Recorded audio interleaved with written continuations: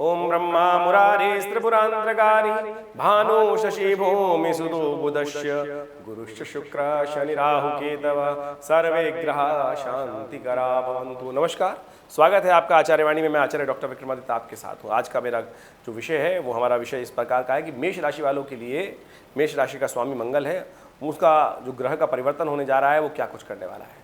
देखिए, मेष राशि वालों का स्वामी मंगल, जैसे मैंने आपको समझाया, वो बहुत क्षीण अवस्था में चल रहे थे। मंगल अभी कमज़ोर अवस्था में चल रहे थे। 10 मई से लेकर 30 मई की स्थिति जो थी, सिर पटक पटक के लोग परेशान हो गए। मेष राशि वालों को मैंने स्थिति देखी है कि वो हिम्मत जागी नहीं रही थी। हम जगह जगह के परेशान समझा रहे थे कि भाई करो, उठो, जागो। वो कार्य बहुत डिले हो रहे थे। कारण था, मंगल जो है सेनापति है, मंगल साहस का प्रतीक है, मंगल हिम्मत का प्रतीक है। और वही ग्रह जब यदि कमज़ोर हो जाए, क्या होता है कि मंगल मेष में तो स्वग्रही होता है, वृश्चिक में जाके स्वग्रही हो जाता है, मकर में जाके बहुत उच्च का हो जाता है, प्रबल शक्ति संपन्न हो जाता है। लेकिन वही ग्रह चंद्र की राशि कर्क में आके क्षीण हो जाता है, कमज़ोर हो जाता है, बिल्कुल निस्तेज हो जाता है, कार्य करने की क्षमता ही उसमें नहीं रहती है। ये ग्रह की अवस्था है। तो अब मंगल परिवर्तन की तरफ जा रहे हैं सिंह राशि में। सिंह राशि विशेष तौर पर सूर्य की राशि है, प्रबल राशि है। अब यहाँ जाके उग्र हो जाएंगे मंगल, बहुत एकदम, कहाँ एकदम धीरे थे और अब बेसिकली बिल्कुल शक्ति संपन्न हो जाएंगे। और ऐसे में मेष राशि वालों को समझना चाहिए कि आपकी राशि के स्वामी लग्नेश हैं, मंगल लग्नेश हैं और अष्टमेश भी हैं। अष्टम भाव का स्वामी लग्न जो है वो आपका स्वयं फेस है, परसोना है, आपकी पर्सनालिटी है। आमतौर पे तन भाव माना जाता है, शरीर माना जाता है, लग्न के स्वामी को फेस माना जाता है, अभिव्यक्ति करने की स्थिति मानी जाती है। वहीं अष्टम भाव जो है बंधन का भाव भी है और उनका स्वामी जो है वो पंचम भाव में चला गया। पंचम विद्या का भाव, बुद्धि का भाव, संतान का भाव और विशेष तौर पर कई प्रकार की वाणी का भाव भी उसको माना जाता है कई प्रकार से। तो वहाँ जाकर जो विशेष तौर पर है, ऐसे में कहा जाता है कि इन समस्त भावों का स्वामी जब पंचम भाव में हो तो ऐसा व्यक्ति कई प्रकार से कुशलता में उत्पन्न करने की, यानी मंगल पंचम में जाकर आपके कार्यों को कुशलता से करने की शक्ति आपके अंदर उत्पन्न करने के योग दे देता है। ऐसे में कई प्रकार से देखा जाता है कि मंगल की जो दृष्टि है वो कई प्रकार से बड़े लाभ की स्थिति बनाती है और विशेष तौर पर पद, यश, धन, सब संपदा इत्यादि के योग बनाने की स्थिति बना देता है मंगल यहाँ पर आकर। और खासतौर पे उनका वर्चस्व इस प्रकार का हो जाता है कि उनके शत्रुओं को दबाने की शक्ति उस मंगल के कारण से आपके अंदर प्राप्त हो जाती है। और साथ साथ कई प्रकार के शुभ योग इसमें बनते दिखाई दे रहे हैं और साथ साथ पराक्रम बहुत अद्भुत रूप से बढ़ जाता है और विशेष तौर पर साहस और पराक्रम के कारण से व्यक्ति के कई कार्यों में वर्चस्व प्राप्त करने की, यानी मंगल का पदार्पण बहुत शुभ रूप से आपके लिए होने वाला है, जो 1 जुलाई की रात्रि में परिवर्तन होकर आपके लिए करीब करीब 18 अगस्त तक यहाँ चलने वाला है। तो मंगल का परिवर्तन तो बहुत शुभ हो रहा है, लेकिन समस्या कहीं और भी है। मंगल की दृष्टि कहाँ का पड़ रही है वो भी समझ लें आप। मंगल की दृष्टि क्या पड़ रही है? चतुर्थ भाव में मंगल की दृष्टि पड़ रही है, सप्तम भाव में यहाँ से समसप्तक दृष्टि रहेगी और साथ साथ मंगल की दृष्टि अष्टम भाव में पड़ती है। मंगल की दृष्टि अष्टम चतुर्थ दृष्टि है, यानी उनकी अपनी राशि पड़ेगी अष्टम भाव पे, वहाँ बंधन वाला भाव है। वहाँ सप्तम दृष्टि जो है ये दिक्कत वाली दृष्टि है। सप्तम दृष्टि में इसलिए दिक्कत है कि शनि महाराज बड़ी मुश्किल से जबरदस्त कंट्रोल में आए थे, आपकी राशि के अनुसार से एकादशवें भाव में आपके बैठ गए, जाकर शुभ हो गए, सबसे बढ़िया। लेकिन अब आ गए शनि महाराज के सामने। शनि और मंगल का टकराव, युद्ध की स्थिति, कभी तख्ता कभी तखत। ये युद्ध की स्थिति जो है ना बड़ी खतरनाक होती है। हमारे पिताजी हमें सिखाते थे, जब ज्योतिष के अंदर से कहा जाता है कि शनि मंगल का टकराव जब होता है तो ये कभी तख्ता कभी तखत, यानी कभी तो गद्दी दे देगा और कभी सूली भी चढ़ा देगा। ये बड़ी अनप्रेडिक्टेबल स्थिति होती है। तो ऐसे में इस स्थिति को बड़ी सावधानी से समझने की आवश्यकता है। ये करीब करीब जो 1.25 महीने तक की स्थिति रहेगी, 1.5 महीने से ऊपर तक के लिए, यानी 1 जुलाई से लेकर 18 अगस्त तक के लिए शनि मंगल का टकराव जो है, समसप्तक योग है, ये बड़ा संहार कारक है, विनाशक कारक है।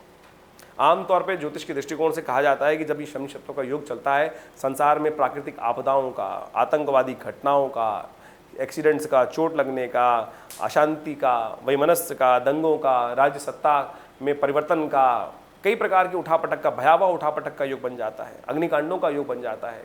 तो ऐसे में बड़ी सावधानी के साथ चलने की जरूरत होती है। जब भी शनि मंगल का टकराव अब करीब करीब होता है तो ऐसे में उठापटक भयावह स्थिति में देखने को मिला ही है पूरे संसार के अंदर।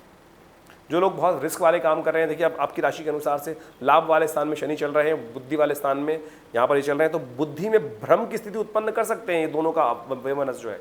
तो यानी दिखाई कुछ और दे रहा है, काम कुछ और कर दें। तो ऐसे में बड़ी सावधानी के साथ आपको काम करने की ज़रूरत है। तो हम आपको एडवाइस दे रहे हैं कि इस समसप्तक योग का इलाज आपको करना बहुत ज़रूरी है। इसके साथ साथ एक बात और भी हो रही है शुक्र भी मंगल के साथ आने के योग बना रहे हैं। शुक्र विशेष तौर पर 5 तारीख को, अभी तो पहले चल रहे थे शुक्र मंगल के साथ ही कमजोर कर रखा था, अब शुक्र पुनः 5 जुलाई को मंगल के साथ आके पंचम भाव में विराजमान हो जाएंगे और ये रहेंगे करीब करीब 7 अगस्त तक। इसी में शुक्र वक्री भी होंगे। 23 जुलाई को शुक्र वक्री हो जाएंगे। शुक्र प्रतीक है, मंगल प्रतीक है साहस का, सात्विकता का, उदय का, विश्वास का, पराक्रम का। लेकिन शुक्र जो है वो कूटनीति, व्यभिचार, तामसिकता, सेक्स का, संसार में उठापटक का, चातुर्य का, ये डिप्लोमेसी का, इन सब का जो मंगल के साथ युति बना देगा तो ये विशेष तौर पर पति पत्नी में, स्त्री पुरुष में कहीं ना कहीं असमानता के योग दे देगा और वो उथल पुथल मचाने की स्थिति बना सकता है। तो इससे आपको बचने का प्रयास करना चाहिए। इसका आपको ध्यान से उपाय करने की ज़रूरत है। हमने इसका उपाय बहुत सोचा क्या करें, क्योंकि शनि मंगल का जो टकराव है वो चोट लगने के, एक्सीडेंट लगने के योग देता है। तो उसके लिए हमने सोचा कि सबसे बढ़िया उपाय क्या किया जाए, तो मंगल के मंत्र का जप, ओम क्रांग क्रीं क्रौंग सै भौमाय नमः, इसका 5 बार नित्य प्रति जप कर लें, 10 बार 11 बार नित्य प्रति जप कर लें तो बहुत शुभ होगा, कष्टों को दूर करने वाला रहेगा। अन्न का दान कर दीजिए, ये बहुत अच्छी स्थिति उत्पन्न कर सकता है। इसके साथ साथ शनि मंगल का जो टकराव चल रहा है उसको ठीक करने के लिए सबसे अच्छा हमने ज्ञान को समझने का प्रयास किया। बहुत अध्ययन करने के समझ में आया कि कौन है मंगल। मंगल है शिव के अंश। अब योगा योग के अनुसार से बड़ा सुंदर योग बन रहा है। आप समझें कि कितना सुंदर योग बन रहा है, कैसे आप समझें, कैसे आप ठीक कर सकते हैं। प्रकृति में हर चीज का कुछ ना कुछ रास्ता बना के पहले से रखा होता है। अभी देवशयनी एकादशी गई है। देवशयनी एकादशी के दिन क्या होता है कि भगवान विष्णु पालक कहे जाते हैं, इस पूरे संसार का पालन वही करते हैं। लेकिन आषाढ़ मास के शुक्ल पक्ष की एकादशी को देवशयनी एकादशी होता है। देवशयन हो जाता है, भगवान विष्णु शेषशैया पर विश्राम करने के लिए चले जाते हैं 4 महीने के लिए, और देव उठनी एकादशी को उठते हैं।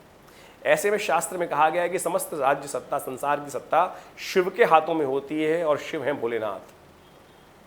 और उसके बाद एकदम आ जाता है शिव का प्रसन्न करने वाला महीना सावन। लोग अभिषेक करते हैं, भगवान शिव को प्रसन्न करते हैं और उनके आशीर्वाद से समस्त प्रकार के कष्टों को दूर करने का रास्ता बनाते हैं। इस बार प्राकृतिक घटनाओं से कैसा हो रहा है कि शिव का महीना ही 2 महीने का हो गया, सावन का महीना ही 2 महीने का हो गया है। लम्ब का महीना, लौंद का महीना, पुरुषोत्तम मास आ गया है सावन के अंदर ही। तो सावन जो है वो बहुत सुंदर तरीके से 60 दिन का हो गया है, करीब 2 महीने चलेगा और पूरा ये जो शनि मंगल का टकराव है उसी में निकल जाएगा। आप समझे मंगल है कौन? मंगल शिव ही हैं। कथा सुनाता हूं मैं, चिंता ना करें, कथाओं के माध्यम से बताने का प्रयास कर रहा हूं। जब विशेष तौर पर भगवती सती ने शिव से कहा कि मुझे पिता के यज्ञ, दक्ष के यज्ञ में जाना है, तो भगवान शिव ने मना किया, आमंत्रित नहीं है, नहीं जाना चाहिए। भगवती जबरदस्ती अड़ गई, नहीं जाना ही जाना है मुझको। भगवान शिव शांत हुए और उन्होंने कहा जो आपकी इच्छा है वो करें। भगवती वहाँ पहुँचती हैं और वहाँ शिव का अपमान होता है और शिव भगवती रुष्ट होकर, परेशान होकर अपने आप को यज्ञ कुंड में समर्पित कर देती हैं, सती हो जाती हैं। शिव को पता चलता है, शिव क्रोधित होते हैं और कहा जाता है कि तांडव स्वरूप में, शिव क्रोधी स्वरूप में तीसरे नेत्र खुलते हैं और वो उनके पसीने से, पृथ्वी पर पसीना पड़ता है, वीरभद्र उत्पन्न होते हैं और वो जाके दक्ष के यज्ञ को विध्वंस करते हैं। सती के शरीर को उठाकर भगवान शिव के पास लेके आते हैं। भगवान शिव उनको आशीर्वाद देते हैं कि जाओ, आज से तुम आकाश मार्ग में स्थित होगे मंगल के रूप में। वही है मंगल। तो शिव ही मंगल हैं। तो आप समझ लें शिव की शक्ति ही मंगल है। तो उनको प्रसन्न करने का प्रयास करें। सावन के महीने में सुंदर तरीके से हमने विवेकानंद योगाश्रम में क्या किया, सुंदर तरीके से रुद्र महायज्ञ, रुद्राभिषेक का सुंदर आयोजन किया है 60 दिन के लिए।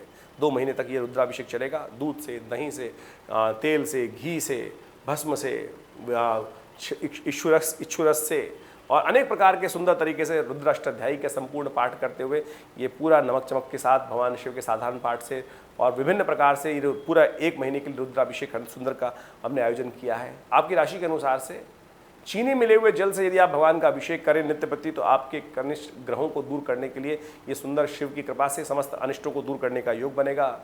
जो कष्ट होने के योग हैं, एक्सीडेंट होने के योग हैं, चोट लगने के योग हैं, इन सब से भी रक्षा होगी। तो आप आशा करते हैं इस सब सिद्धांत को समझते हुए, आशा करते हैं इस सिद्धांत को समझेंगे, लाभ लेंगे।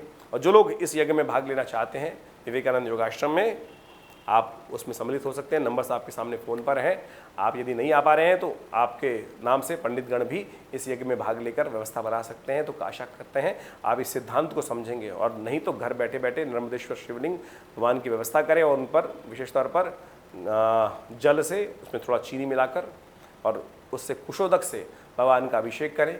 आपके लिए कल्याणकारी होगा, समस्त अनिष्ट दूर होंगे, शुभ होगा, कल्याण होगा। जो भक्त होगा महाकाल का क्या कर लेगा, उसका काल भी। महाकाल का भक्त बने, कष्ट दूर करने के सुंदर योग बनाए, आपके कष्ट दूर होंगे। नमस्कार।